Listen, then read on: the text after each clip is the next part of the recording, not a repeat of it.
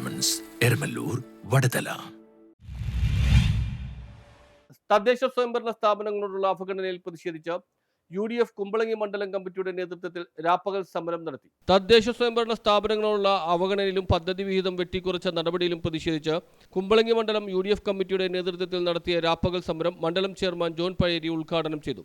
കേരളത്തിന്റെ തെക്കേയറ്റം മുതൽ വടക്കേയറ്റം വരെയുള്ള എല്ലാ തദ്ദേശ സ്വയംഭരണ സ്ഥാപനങ്ങൾക്ക് മുന്നിലും ഐക്യ ജനാധിപത്യ മുന്നണിയുടെ നേതൃത്വത്തിൽ കേരള സർക്കാരിന്റെ തദ്ദേശ സ്വയംഭരണ സ്ഥാപനങ്ങളോടുള്ള അവഗണനയ്ക്കും പദ്ധതി വിഹിതം വെട്ടിക്കുറച്ച നടപടിയിലുള്ള പ്രതിഷേധവുമായുള്ള ജോൺ അലോഷ്യസ് മാളാട്ട് അധ്യക്ഷത വഹിച്ചു. കൊച്ചി നിയോജക മണ്ഡലത്തിൽ കുമ്പളങ്ങി പഞ്ചായത്തിന്റെ മുന്നിലും അതുപോലെ ചെല്ലാനം പഞ്ചായത്തിന്റെ മുന്നിലും രാപ്പകൽ സമരം നടത്തുന്നു.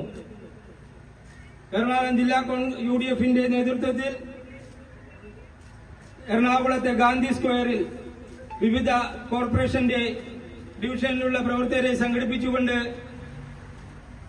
രാപ്പകൽ സമരം നടക്കുകയാണ്.